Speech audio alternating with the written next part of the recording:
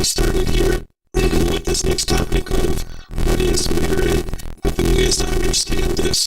There's a lot of details to talk about here, but one way to think about what is merit is it's actually wholesome Kamma. It's a unique type of wholesome Kamma. So now I'm going to go into all the details and help you guys to understand the ins and outs of what is merit. What merit is it's the readiness and willingness to give and share, essentially practicing generosity in order to help other people get access to the teachings of the Buddha. By you learning, growing, and developing on the path, there's never an expectation that you will give anything to anybody in order for you to be able to receive the guidance you need on the path to enlightenment. But as your mind is improving and you're seeing more and more improvement to the condition of your mind and your life, you might get to the point where you're interested in seeing other people get access to these teachings. And if you choose to do that, where you're sharing your time, effort, energy, and resources with other people without any expectation of anything in return in order to help people to get access to the teachings, we call this merit. Essentially, you're coming in contact with an individual that you're making an offering to, either an ordained practitioner or a teacher, to be able to then help that individual to be able to share the teachings. And then as a result, you're able to learn the teachings as well. The Buddha taught that it would be wise to make offerings to what's referred to as the Aryan Sangha. What this means is the noble community. The Buddha considered anybody who's in one of the 4 stages of enlightenment to be in the noble community. And now as you make offerings to those individuals, you're able to help yourself to be able to cultivate the wisdom that you need to be able to learn the teachings to progress on the path to enlightenment. So I'm going to share more details with you, but let me share this diagram because this makes it really easy for you to understand what is merit. In order to get to enlightenment, as you guys have heard throughout the course, there's a certain amount of generosity. You're going to need to practice generosity with the people around you, where you're giving and sharing more than is strictly required in any given situation without any expectation of anything in return. So you're going to need to practice generosity with plenty of people all around you. So whenever you're practicing generosity, it's enhancing the quality of your mind. It is training your mind to let go. That's why the Buddha taught you this. So when you ask yourself, as you're practicing generosity, was this an offering to a teacher to support the continued sharing of the Buddha's teachings to help others attain enlightenment? Well, if the answer is no, you're experiencing these benefits, where you're eliminating craving, desire, attachment from your own mind. You're enhancing the quality of your mind because you're practicing generosity, and you're experiencing wholesome Kamma because you're eliminating this selfishness in the mind. Okay, so there's a benefit there for you. When you're practicing, say, you take your mom out to lunch, or you help your neighbor with something at their house, or something like this. There's many number of things that you could be doing. You could be holding the door for people. I use that one as a common one because it's so easy, right? There's many different ways. You could be walking down the street and someone drops their wallet and you're like, "Ma'am, sir, you dropped your wallet. This is yours." Right? That's generosity. You didn't have to do that. That's sharing your time, effort, energy, and resources more than is strictly required without any expectation of anything in return. So generosity is going to lead to these benefits. But if your generosity is to help others to get access to the teachings, you're still getting these benefits of the mind's eliminating craving, desire, attachment, and you're developing this wholesome Kamma in order to eliminate the selfishness in the mind, but you're also helping other people get access to the teachings of the Buddha. This is what we refer to as merit. So it's a unique way of describing the generosity and the wholesome Kamma that is generated from it, based on helping others to get access to the teachings. So there's plenty of teachings here that I'm going to share with you based on the words of the Buddha to be able to help you understand this topic. So let me read this one to you. This is where the Buddha is talking about the types of individuals to make offerings to. Okay, it's important before I start sharing the words of the Buddha around this generosity to be able to help others get access to the teachings. It is important to understand that if you remember back to the life story of the Buddha, he was a prince destined to become a king.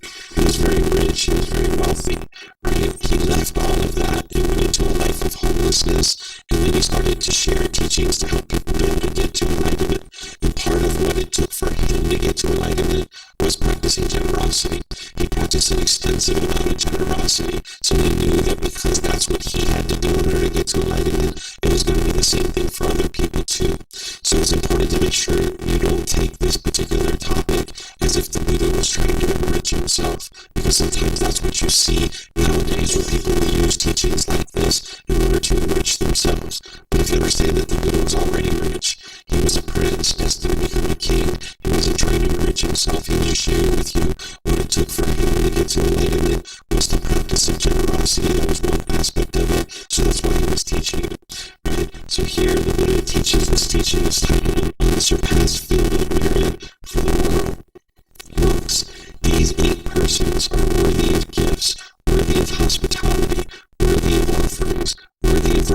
spiritual salutation, an unsurpassed field of merit for the world. What 8? The stream enterer, the one practicing for the realization of the fruit of stream entry. The once returner, the one practicing for the realization of the fruit of once returning. The non-returner, the one practicing for the realization of the fruit of non-returning. The arahant, the one practicing for the realization of the fruit of arahantship. These 8 persons, monks, are worthy of gifts, worthy of hospitality, worthy of offerings, worthy of reverential salutation, an unsurpassed field of merit for the world. So if you remember back to Monday, what the Buddha is referring to here is the 4 stages of enlightenment. Stream enterer, once returner, non-returner, arahant. Those are the 4 stages of enlightenment. What he's saying is anybody who's in one of those 4 stages or practicing to get into one of those 4 stages, it would be wise to support that individual to be able to help them to be able to progress in their journey to enlightenment and ultimately share the teachings for others to be able to get to enlightenment. Because if you can imagine your lifetime of the Buddha, there were countless people that were learning from him. But there was a core group of people that were learning closely and were practicing the teachings really closely. And then there were people in the outer fringes that were maybe learning from him, but they weren't practicing very closely. And he was encouraging people to support the individuals who were practicing very closely and to develop their mind and cultivating the most wisdom about the path, because that would ensure that the teachings would be available for other people. And by you making offerings to one of these 4 people that are in the stages of enlightenment, or one of the 4 people who are practicing to get into one of the 4 stages, you're coming in contact with someone who deeply understands the teachings, and that you can gain benefit from that too. You'll see here, the Buddha says, the 4 practicing the way, and the 4 established in the fruit. This is the upright community, composed in wisdom and virtuous behavior, or Kamma, for people intent on sacrifice, for living being seeking merit, making merit that ripens in the acquisitions, when it's given to the community bears great fruit. So up here, where he's talking about the 4 practicing the way, the 4 establishing the fruit, that's what he's talking about up here. But he's calling them the upright community. Sometimes he refers to them as the straight community, because you might think that if a Buddha was teaching that they're like the only game in town, that they're the only one teaching, right? Because if you lived during the lifetime of the Buddha, you'd probably be interested in learning from a Buddha, right? But not everybody knew he was a Buddha, right? During his lifetime, that everyone knew. It wasn't until after he died that all 3 criteria were fully understood, that he had gotten to enlightenment by himself. He dedicated the rest of his life to sharing his independently discovered teachings, and countless people got to enlightenment.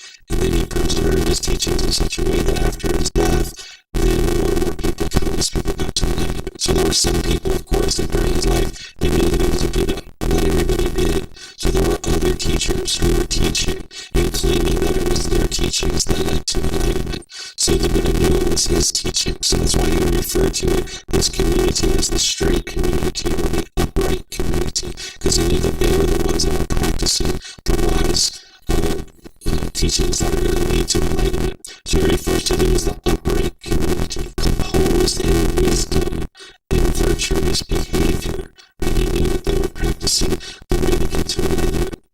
And he said, for people intent on sacrifice, living beings seeking merit, making merit that ripens in the acquisitions. What he means by that is by practicing merit and coming in contact with someone who's in one of these 4 stages of enlightenment, or who's in practicing for the realization of those 4 stages of enlightenment, you're coming in contact with someone who deeply understands the teachings. And now your merit is going to ripen in you acquiring one of those 4 stages of enlightenment. Then over time, you coming in regular contact with someone who has deep wisdom, you're going to be able to gain that wisdom too. So it's not just like you make an offering and magically something's going to happen. It's like, no, when you make your offering and you spend time talking to that person, asking them questions, trying to understand the path to enlightenment, that's what's going to ripen in the acquisitions as you gain wisdom from that person.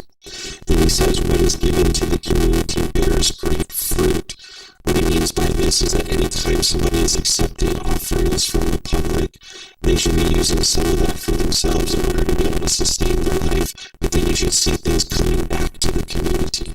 Right? You should see a nice center nowadays, a nice center that is available for people to be able to learn and grow and develop. You should be able to see classes and courses and retreats and resources. That's all available in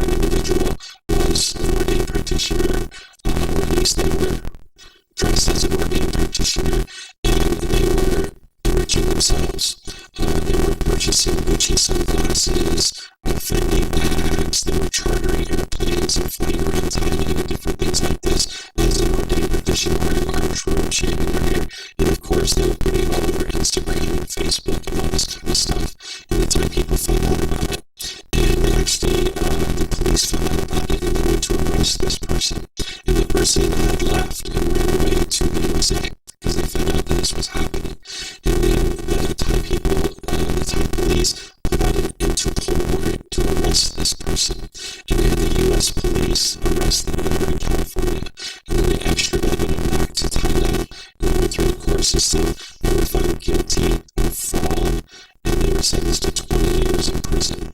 So I know in probably the places that you guys come from, you might be used to seeing people in this type of tradition that will accept donations from the public and maybe enrich themselves, and that's just kind of like normal and commonplace. If that's done here in Thailand, they will take you into the court system for fraud, because when you're accepting donations from the public, you should just be using a small portion of that in order to be able to help yourself to sustain your life, but then you should be giving things back to the community. That's what the Buddha taught, and people know that that's the way it should be done based on what the Buddha taught. So when it's not being done that way, the human laws are such that they will put you into court for fraud, right? So you'll see people that are maybe dressed as an ordained practitioner, maybe even living in a temple, but they're not really functioning as a monk or an ordained practitioner. And the Buddha talked about this because it happened during his lifetime too. He talked about if he was a cow and he was walking on soft earth during the rainy season and he was leaving behind hoof prints, and there was a donkey behind him putting its hooves in the same hoof prints as the cow, and the donkey was thinking, I'm a cow, I'm a cow, I'm a cow, I'm a cow. The fact that the donkey is putting its hooves in the same hoof prints as the cow, and the fact that the donkey is thinking, I'm a cow, I'm a cow, I'm a cow, does that make the donkey a cow? And the answer is no, that doesn't make the donkey a cow just because it's following behind the cow.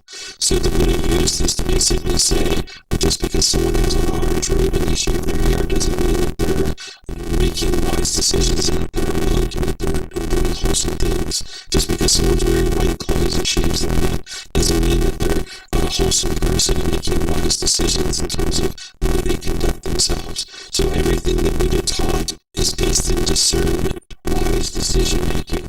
You're going to need to make wise decisions about who you choose to support and where your offerings go to support people. So the Buddha gives you guidance on helping you to be able to understand how to make wise decisions about who you support. Because if there's certain people that are into unwholesome things, you're going to be supporting those things, right? If somebody's out there gambling or using drugs or alcohol and they're teaching these teachings, they're not anywhere close to enlightenment, right? So they're not going to be able to teach you how to get to enlightenment. But if you make offerings to that person, that means your offerings are going to support the drugs and the alcohol and the gambling and all those other things. So you have to look at these kinds of things, not in a judgmental way. You're not interested in looking down on that person, but you need to have discernment, wise decision making of where you send your support. So the Buddha gives you guidance on this kind of thing. And we're going to see it as we go in today's talk. So the Buddha teaches practicing generosity because it helps you eliminate craving, desire, attachment. It helps you eliminate the cause of discontentedness, which is craving, desire, attachment. It helps you get out of that cycle of rebirth. He talks about it as eliminating the stain of selfishness, because the unenlightened mind can be quite selfish. It'll hold on to things. It'll say, if I'm spending 3 hours doing this, I want this in return. And if I'm going to spend 3 days doing this, I want this in return. It's not willing to give and share with other people. You know, we're taught when we're children to share. We're not taught why, but we're typically taught to share our toys and our food and things like this. And then as we age and we start putting in work in order to acquire the things that we need, we tend to not be interested in sharing. We tend to hold on to things very tightly. So the Buddha is teaching you to let go and to live open-handedly. So as you develop more and more confidence in the Buddha, the teachings, in the community, you might end up deciding that is when you would like to start providing support for other people to be able to get access to the teachings. You know, this center that you're in right here, it didn't look like this when I first started teaching here. Slowly but surely, students found benefit in the teachings, and they decided to make this place better. When I first started teaching here, it was really run down. This building was built in 1972, and I would suspect nobody has touched it since 1972. There was no air conditioning here. It was like all run down and beat up. I would be in here meditating, and it was so hot I could feel the sweat underneath my shirt rolling before these students were interested in fixing this place up, and somebody decided that, hey, let's put in some air conditioning, right? And then I used to have this old beat-up projector that people could barely see what I was actually presenting, and somebody was like, hey, how about we buy a new projector so that other students after us can actually learn and be able to have a better experience learning. So someone purchased a projector, right? And slowly but surely all the things you see around you, even the land that we're sitting on right now, was donated by somebody. This temple's been here for almost 500 years, and there was at some point somebody that had a benefit in the teachings of the Buddha and saw how impactful they were for their life, and they decided they would like to make those available for other people, and they donated their land. And then slowly but surely people built these buildings. You know, the main building was built almost 500 years ago, and then this building was built, and then slowly but surely people have built it up. So the meditation cushions you're sitting on, the carpet, the projector, the camera, the fans, the air conditioner, the speakers, the microphone that I'm talking on, the computer that I'm using, the mobile phone, every single thing you see was actually somebody decided, like, hey, let's make this available for somebody, and they found benefit in the teachings of the Buddha, and they were interested in seeing other people get that benefit. So at some point, you may decide that you would like to see other people get benefit in the teachings, and that is when you might decide to make offerings to be able to help other people get access to the teachings. As you're making offerings, you might see a misunderstanding that some people have related to this, that sometimes when you're making offerings, particularly to an ordained practitioner, they might gesture for you to go get this little urn of water, and then there's this little bowl, and after you make your offering, they will chant, and then you're supposed to pour out this water, and what they think is that whatever merit you've generated from making your offering, that you're transferring it to your dead relatives or somebody else.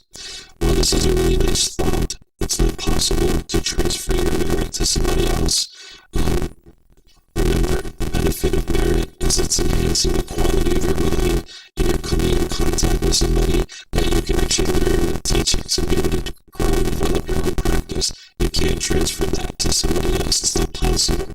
And if you understand that this is wholesome karma, right? Merit is wholesome karma. Everybody's producing their own karma. You can't produce karma for somebody else. So it's kind of like mom or dad or aunts or uncles. Maybe they've done all kinds of unwise things in their life, and now people think, well, let me make some offerings to the temple, and now let me transfer some merit to mom and dad who are dead, or grandma, grandpa, or aunts or uncles. This isn't actually possible, but you'll see people that will think this way. So whether you choose to do this or not, it's a ritual, it's a ceremony, it's not something that the Buddha taught, but whether you choose to do it or not is a choice for you. But just understand that it's not actually true. You can't transfer your merit to somebody else, because what you've done through practicing generosity is you've enhanced the quality of your mind by training it to let go, and you can't transfer that to somebody else. Okay, so that's a common misunderstanding that you'll see. So here's the Buddha giving guidance on what he calls the purification of the offering, to make sure that the offering has been purified. So he talks about the 3 factors for the donor and 3 factors for the recipient. He's explaining to you how to make an offering. That if you choose to make an offering, that you do so with a joyful mind, that before giving, you have a joyful mind. And then while giving, your mind is calm and confident. And then after giving, your mind is still joyful. What he's teaching you is how to protect your mind, right? That before you make an offering, that you think through your offering, because you even need to practice generosity from the middle way. If you were to practice generosity extensively, you're not going to have the resources you need to sustain your life. But if you never practice generosity, you're going to be quite selfish. You're not going to experience the peace and joy of enlightenment. So by coming to the middle, you can practice generosity, and you can give and share with others and be joyful in that. So you're going to need to put some thought into any kind of offering that you want to make. So before your offering, you should be joyful, because you put in some thought to this, and you know that this isn't going to cause you any harm. And then while you're making your offering to someone, your mind should be calm and confident, not shaken up. And then after giving, your mind should still be joyful, because you can get to the end of your offering and you go, oh my goodness, I gave too much. How am I going to pay my rent? I don't have food for myself. Oh my goodness, right? You can have remorse. Or you get to the end of your offering and be like, man, I could have gave more. Like, I am so selfish. Why why did I not spend more time helping to sweep at the temple, or why did I spend more time doing this, right? You could feel remorseful that you didn't give as much as you could have, so you need to practice your generosity even from the middle way, and then that is going to help you to maintain your joy as part of your offering. And then the Buddha teaches you about the type of individual to make an offering to. He says, make an offering to someone who's free of craving, anger, and ignorance. If they're free of craving, anger, and ignorance, they're enlightened, right? Which means you're going to see that they're completely peaceful, calm, serenely content with joy, not even the slightest irritation or annoyance. You're going to see that they're focused, concentrated, have clarity of mind, deep memory, and all these kinds of things. But then he also says someone who's practicing for the removal of these craving, anger, and ignorance. Right? So someone who's in the process, right? So you would see that the individual is set up in a way to be able to help you to be able to learn the teachings. And you should have an expectation, right? And then when it gives guidance on how to determine these kinds of things, but early in your practice, you're not going to really necessarily know how to determine it so easily, right? So the Buddha gives you kind of like a shorthand way to be able to determine whether or not it would be wise for you to make an offering to somebody or not. He tells you and teaches you to look at the condition of someone's mind. That if someone has what he describes as a muddled mind, and he says it would be wise to make an offering to this person. A muddled mind would be lacking concentration, lacking focus. Because if someone's practiced the teachings closely, their mind's going to be focused. They're going to be concentrated. They're going to have clarity and deep memory because they've gotten rid of those pollutions, or they're well on their way to getting rid of those pollutions. If the mind is polluted, it's going to be muddled. Right? They're going to have difficulties speaking about the teachings. They're going to have difficulties explaining the teachings. When people ask questions, they're going to have difficulties answering those questions because they're not actually practicing them themselves. Right? And you're going to see that the teachings don't quite match up. Right? You're going to see all these conflicts in the teachings. So if you see someone who's able to talk about the teachings with ease and their mind is clear and concise and focused, and they're able to easily answer questions and things like this, this is the type of individual that the Buddha suggests that you make offerings to, because this person's practicing the teachings closely, and now you'll be able to get benefit from being able to learn from this person. But you wouldn't be making offerings with an expectation, but just know that this is somebody that you can learn from, that you can gain wisdom from. So this is the type of individual that we suggest you make offerings to.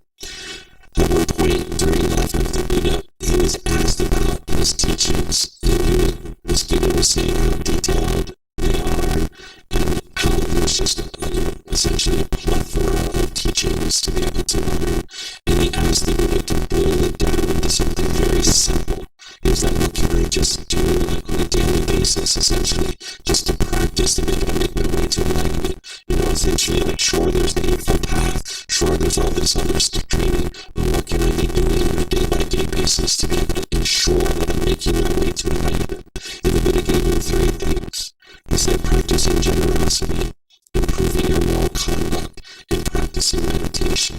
He said, you would like to be doing these things daily. Like, this is the frequency that you would like to be doing this daily, where you're practicing generosity, giving and sharing without any expectation of anything in return, such as your time, effort, energy, and resources. And the frequency is more important than the duration. Right? So if it was a matter of giving, or the more important than the amount. So if it was a matter of giving $500 once a year to an orphanage, or it was a matter of giving $1 a day, you actually see more benefit with the $1 a day, because your mind's having to let go more frequently throughout your day. Right? So this is why, like, in Thailand, you see like donation boxes in a lot of different stores and businesses, so that you can frequently train your mind to let go throughout your day. $10 here, $20 there, whatever it is, over the course of your day, you're able to let go more frequently. Right? So we talked about frequency of your generosity, doing it daily, frequently.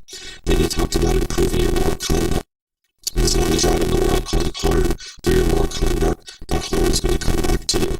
This is the analogy I give you with the oil pipe, that if an oil pipe has busted and now it's spewing oil all over the world, are you going to go clean up the mess on the floor? That's your old unwholesome karma. Are you going to go clean up your mess on the floor of the old unwholesome karma? Or are you going to shut down this pipe? You're going to shut down this pipe so you're not continuing to spew oil all over the world. So what focuses students on daily improvement of your moral conduct, because as you improve your moral conduct on a daily basis, this is going to shut down the oil pipe, or you're going to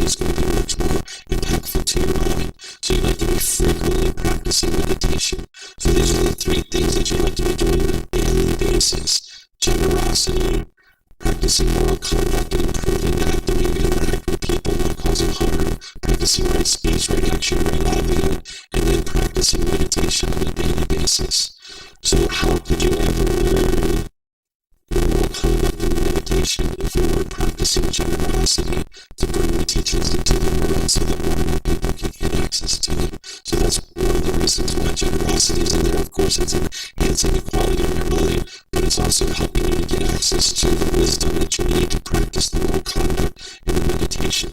So this is called the way of practice, that you do this on a daily basis. Be looking for ways to practice generosity, improve your moral conduct, and practicing meditation. Then this is a pretty impactful teaching that when I ran across it the first time, I thought it was pretty impactful. So whenever I talk about this topic, I usually share this. It's titled, If Beings Knew the Results of Giving and Sharing.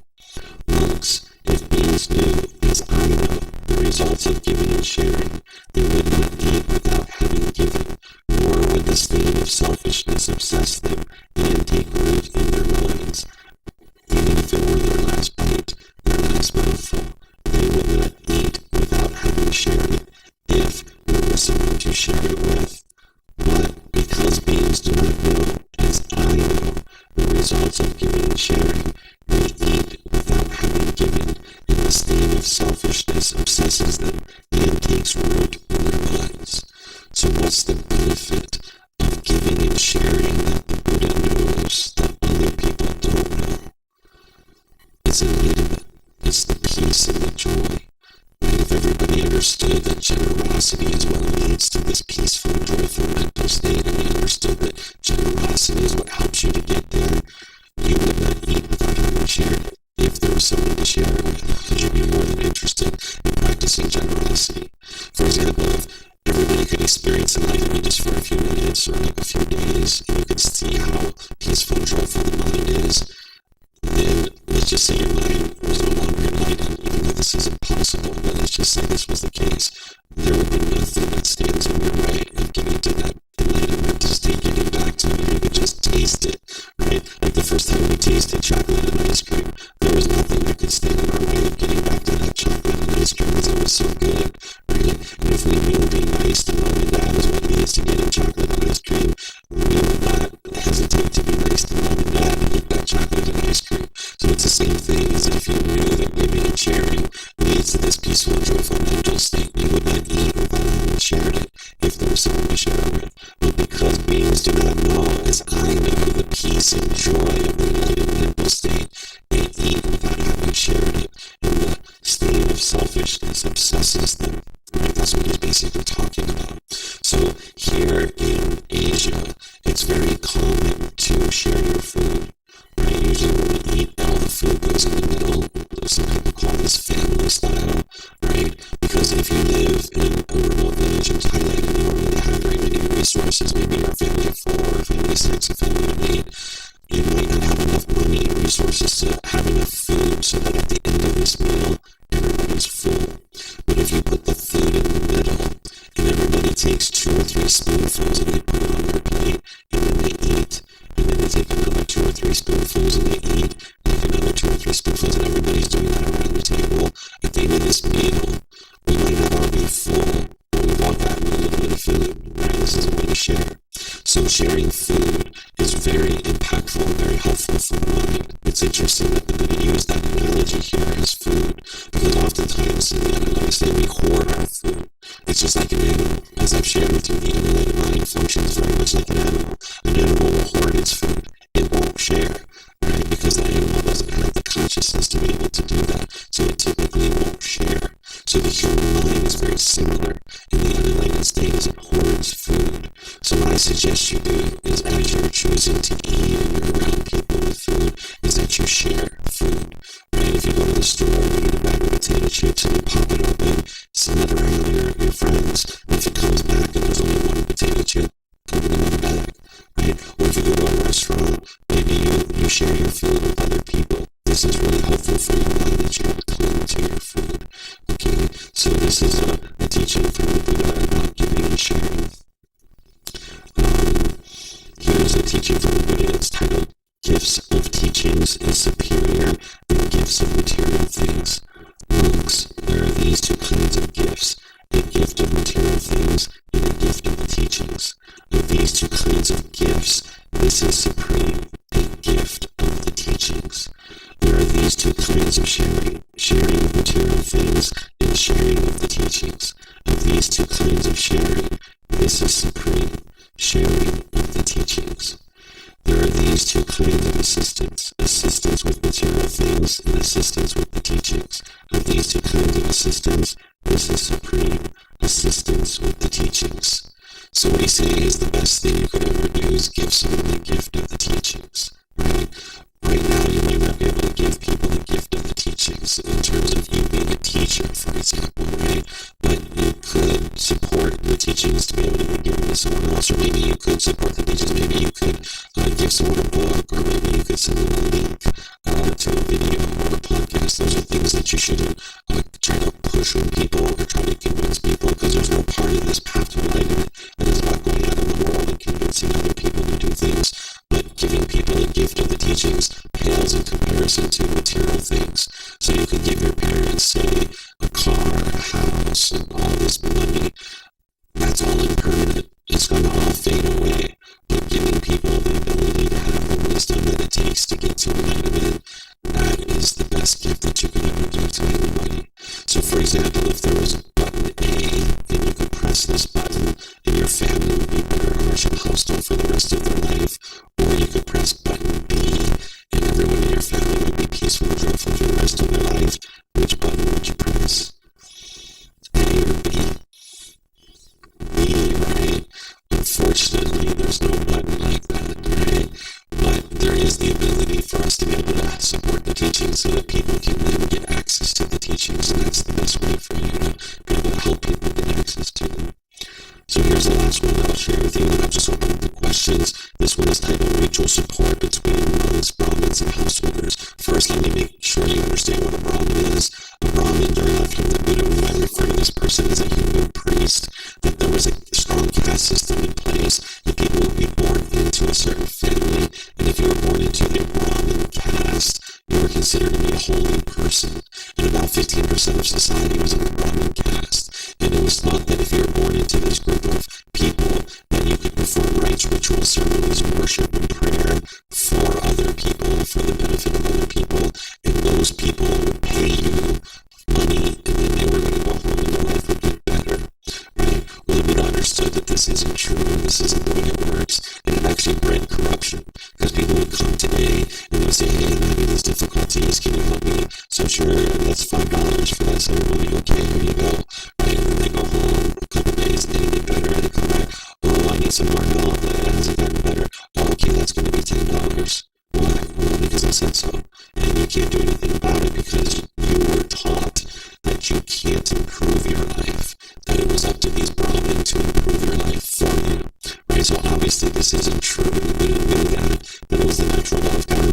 Your wise decisions leads to your wholesome results. So that's what he was teaching.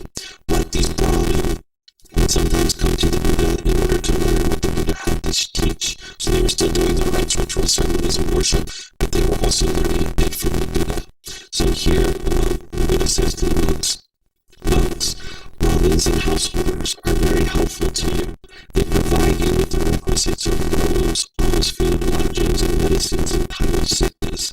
And you monks are very helpful to Brahmins and householders as you teach them the teachings that are good in the beginning, the middle, and the end, with the correct meaning and wording, and you proclaim the spiritual life in its fulfillment and complete purity. Thus, monks, this spiritual life is lived with mutual support for the purposes of crossing the flood and making a complete end of discontentedness. So he's talking about this mutual support between the students and the teachers, essentially, right? So that's the way that the Buddha designed it from the very beginning of his teaching, right? That if the Buddha, what he did is he taught his closest students to let go of worldly life and enter into this life where they were basically servicing others and helping others to learn the path, that by letting go of a career and businesses and all that kind of stuff, that person could then get deeply into the teachings, cultivate their wisdom, and then help other people to get access to the teachings too. And that's the way the Buddha taught it, where those people could then help students to be able to learn the path, and then the students, if they would like, up to them, that they could then support and provide support to be able to help the teachings continue. So for example, if I had a business on the side where I was operating a business and a student called and said, hey David, I need your help. Oh, sorry, I can't help you right now. I'm trying to make some money over here because my family needs food, and I can't, sustain my life unless, my family needs some money over here. So the person wouldn't really be readily available to be able to help others to get in the path. So the Buddha taught his closest students to let go of that worldly life and deeply enter into a life of sharing the teachings, cultivating your own mind, but then sharing the teachings with others. So this has been in place ever since the lifetime of the Buddha. So what I like to do here is share a few things with you guys. Is first, if there's anything that you've done to be able to help the teachings be shared here at this facility, like sometimes people take out trash or sweep, or maybe you've put a little bit of financial support in the box, or whatever it is, or anything you've done here to be able to help each other. I just would like to thank you. Thank you for helping other people to get access to the teachings. But at the same time, I would like you to know that I never have any expectation that anybody would support the things that are here. I'm here to help you grow and develop on this path. My love for you is unconditionally. I don't have any conditions that need to be met in order for me to be willing to share these teachings with you. I'm very pleased to help you, so you can come learn with me anytime and every time without any expectation of anything in return. That I'm here to help you when I'm teaching here or anywhere else in the world. As I travel around the world, all the events that I'm participating in, they're organized such that people don't have to pay to be able to come and learn the teaching. So when I'm teaching here or anyone else or anywhere else, you're always welcome to learn what I'm sharing. So thank you if you do provide support, if you ever do provide support at any point, but just know that there's no expectation for that, and you're always welcome to learn and grow and develop in the path. So thank you for your interest in learning, grow, and develop. That's wonderful right there. And then if you decide at some point to be able to support the things here, excellent, that's fine, but I'm here to help you regardless. Okay? So any questions on this topic of merit and what the Buddha taught here?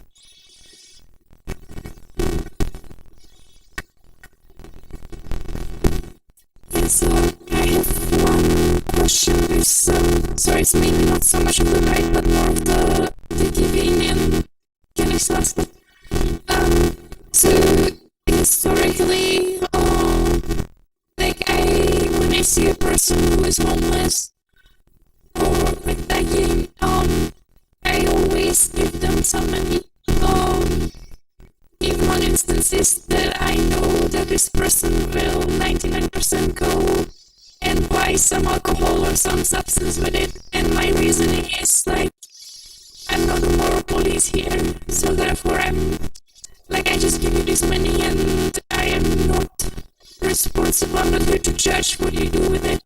And some people pointed that maybe this is incorrect way, that maybe I am contributing to their suffering, by giving them money and resources so they will then go buy substances, even though I actually don't know. Does it make any sense? Yeah. So there's definitely wise decision making that we can employ in order to ensure that our resources that we're sharing has the best opportunity to be used in a beneficial way. And if you knew that this person was going to go use drugs and alcohol, it would be unwise to give for that reason, right? Because your funds are going to go to that. But in that same situation, if you'd like to help that individual, what you can do, and it takes a little bit more effort on your side, but that's where the loving kindness and compassion is actually higher, is give them food or water or clothing or things like this, because what really needs to happen for that individual is they need to be able to get away from those substances, and they need to be able to learn the teachings to be able to train their mind. So my thought when I help people like that is I'm just trying to help this person extend their life so it gives them more opportunity to be able to get away from the substances. So I don't typically give people on the street money because I never know where that's going, right? And you'd like to make decisions based on discernment. So if I see someone on the street, or if someone comes up to me on the street, I won't buy them food or water or clothing or something like this, but I won't purchase them, or I won't give them any money because I don't know where the money is going to. So I'm not judging them, I'm not looking down on them, I'm not even assuming that that's what they're going to do with it. I'm just making a decision that ensures that my decision to share resources goes to a beneficial purpose. And I know that by food, water, clothing, things like this, that it's definitely going to go to those types of things and nothing else, because I don't know where this person is going to do with it. So that's what I choose to do in those situations. But you are accurate that when you give money, then at that point you're practicing generosity, and what that person does with it, that's their karma. Your karma is that you've practiced generosity and it's producing wholesome karma for you. At that point, it's out of your hands. And if that person does choose to go buy drugs and alcohol, that's a choice for them to make, and they're producing the karma. It's not going to be your karma that you're then experiencing. Your karma is that you practice generosity. But you could improve this a bit more, where you potentially look at making sure your resources go towards something like food or clothing or something like that. Yep. Okay. Any questions? Okay, I don't see any questions here either. Okay, so now I'm going to share with you guys continued support on the path to enlightenment. Okay, so this is how you can continue to learn and grow and develop on the path, because nobody's going to get to enlightenment in 5 days. Right? The Buddha took him 6 years, so it's going to take you a bit of time. So you're going to need support beyond this particular course. So here's all the different ways that I provide this support for all of you guys to be able to continue to learn and grow and develop. Is that you can get books, audiobooks, videos, podcasts, quizzes. It's all available from our website, and it's available at no cost. You can get access to all of these things. And I think you guys have heard me share that you can download the books, you can take it and print it, you can get printed versions here by just reimbursing us for the printing cost, or you can order it on Amazon. Those are all ways that you can get all of this. And then there's links for all of these things at different places where you can get access to the audiobooks, videos, podcasts, and quizzes. And there's in-person and online classes, courses, and retreats. So you can attend here or anywhere else that I teach anywhere in the world. It's always going to be no cost. And then typically I'm live streaming. The vast majority of everything I do, even when I travel, those students like to set up live streams so that I can live stream from those locations. So I'd say 99.9% of the time I'm teaching, there's a live stream running, right? So you can get access to the classes that way too. And the website's a good hub that kind of launches you off into all those different places. There's 2 ongoing programs that are in person and online. There's the group learning program, which is a 7-month program where I go through this book chapter by chapter by chapter. Every Sunday I do a chapter in the book, and then on Wednesdays I teach meditation and open up the questions that students have. That's on Sunday and Wednesday at 9 a.m. and 9 p.m. Thai time. So you can attend here or you can attend online, and it goes chapter by chapter over the 7-month period. So you guys have been taking this course. Basically, it's the first 2 months of this program, the first 2.5 months. It's just that we did it in a shorter time frame. Instead of an hour and a half each day, we studied for 5 or 6 hours each day. So you guys can easily go into this course. We're actually in chapter 15 now. So the first part of the program you guys have pretty much taken here, but sometimes people like to take it again. So you guys can easily go into this program now. But it's also restarting at the beginning of January. It's going to start from the very beginning. So you can go into that program. Then there's the Pali Canon and English Study Group. This is volumes 2 through 13, where we go through all of those in a year and a half it takes to go through those. And that's also restarting in the beginning of January. You don't have to start that program or the group learning program at the beginning, but it's kind of nice to start it from the beginning, but you don't have to. You can really start it at any time. So we're actually in volume 12 now, and we're going to be finishing up the program this year, and in the beginning of January we'll start from the very beginning. You guys can easily go into that program even from right here. If you guys started coming on Saturdays, you'd be fine, because you really need a foundation before you move into the Pali Canon and English Study Group, and you guys have that foundation now, so you can easily benefit from that. Sometimes there's even brand new students that come to the Pali Canon and English Study Group, and they learn just fine in there as well. But having a foundation, you're going to get much more benefit out of that. Then you can also get personal discussions, both in person and online. If we're in the same city together, you can just come up and go like, hey David, can we meet? And then let me know a day at a time and a location, we can meet up, and I'll sit down with you. Because it's one thing learning in a class, but it's a whole other thing applying it to your day-to-day life and the challenges that you have. So that's where that kind of information can be shared, is in a personal discussion. So we can do it in person, but also as you guys travel, that you can just go to our website. There's an application there. You just sign in. It's going to show you all the available time slots based on your local time zone. And then it's going to email me and let me know that you've got an appointment, and then I'll just meet you inside Zoom because it sends you the login information for Zoom. Then we also have a Facebook group where you can go into the Facebook group and you can ask questions in there. And I'm the only one who answers the questions. And some people like to use it to ask questions, but some people use it to read other people's questions. There's lots of people who do that because you'll learn from other people's questions, just like here in the class. So there's plenty of people who just get in there and do that. And if you don't use Facebook, some people just open up an account. They put like a picture of a flower or a rainbow as their profile picture, and they never make any personal posts. They just come into our Facebook group and they just kind of hang out in there and learn from the Facebook group. So you can do it that way if you like. So there's 4 ways for you to get help. You could ask questions in a live class. You could post in our Facebook group. You could send me a private message, or you could schedule personal guidance. These are all the different ways that you could get help. So any questions on this?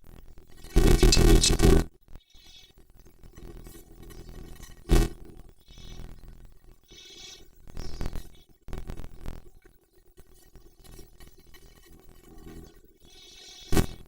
Actually, it's a bit of a more of a comment, but I came here today to ask where to begin. I was going through my extensive list of cravings and attachments and saying, like, where do I begin? And then we showed this today, the 3 areas where we can consolidate and understand how to get started, because it is a lot to take in at one time, and it seems a little complicated, but that was very helpful today is what I want to say. Okay. Yeah, the place I recommend for people to begin is starting with this first book. Is gradually making their way through the first book and taking programs like this, taking the group learning program. And I don't know if you guys know, about 10 days from now, we have a Harmony and Relationships course that's coming up. So if you guys are going to be around, or if you'd like to join through the live stream, that's an option for you. But really committing the Eightfold Path to your memory, that's the best place to start, because that's the core central teaching. Alright, so I was looking at the grid, the wisdom, moral conduct, and I started on where the top one is. The top one is moral conduct. Mental discipline. Mental discipline, right. Okay. So if I choose one of my attachments, my strongest attachment, and I start with intention and right view. So the right view is something that you establish where you understand that your own mind is causing any discontent feelings through craving, desire, attachment. And now the way you practice that is anytime your mind is discontent, rather than blaming others, is you look inward and you figure out what are my cravings, desires, attachments here. So that's something you do all throughout your weeks and days and months and years, is practicing right view. And then right intention is the intention of renunciation, non-ill and harmlessness. You're practicing that right thinking or thought or intention. Right? And then you've got the more Kamma, which you need to be practicing that daily with everybody. More and more improving that. And then the same thing with the mental discipline. You need to have your mindfulness overlooking the mind, watching over the mind. So anytime you see a rising discontentedness, you apply right effort, you cut that off and let it go. And then bring in the wholesome qualities. And then all the while practicing right concentration, where you're training your mind with meditation and singleness of mind, doing one thing at a time. Yeah, you're welcome. Alright, well, we're going to end up taking a lunch break here, but before we do, I wanted to just share something with you guys. I have a little gift for you guys. I know I've been giving you the best gift I could ever give you, which is the gift of the teachings, but I actually have a gift that is going to help you with the teachings, and I'd like to offer all of you guys. You know, you guys probably see that I use this picture, which is kind of rare, of the Buddha here, and I use it, back there, and I use it on all the different things. These statues that you see of the Buddha, where he's wearing a crown and stuff, he actually didn't look like that. He didn't wear those kinds of clothes when he was a Buddha, that he didn't walk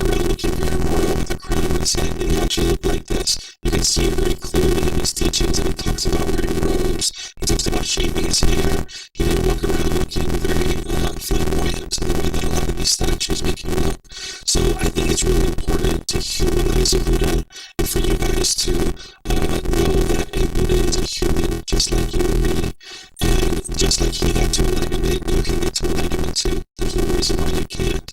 So what I usually do at the end of a class like this is I have these little rolled up pictures of the Buddha, and that if you would like one or even more, you're welcome to have them.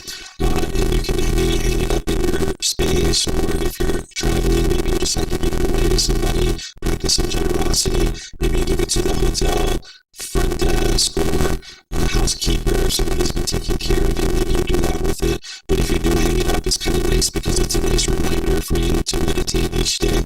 But also maybe you're on your phone and you're getting ready to get an argument with your mom, and you look and you see the picture, and you're like, oh, right speech, right speech, right speech. It can remind you, right, to practice the teachings. But at the very least, it can humanize a Buddha and help you see that he was human just like you and I, and just like he got to enlightenment when he came too. So if you would like to have one of these, I have them in the little tub over here, and they're rolled up, and they just happen to look like a diploma. So you might kind of consider that you're at the end of the class, and maybe you're graduating from the class, perhaps. So if you'd like one, you're more than welcome to come get one. You can get as many as you like, actually. And if we run out here, because it looks like there's about 6 or 8 in there, I have some more. I can easily get some more. So this is just my way of encouraging you on your journey, and let you know that there's support for you here, and that you can continue to get help as long as you guys like from the path to enlightenment. Okay, so now it's 10 minutes after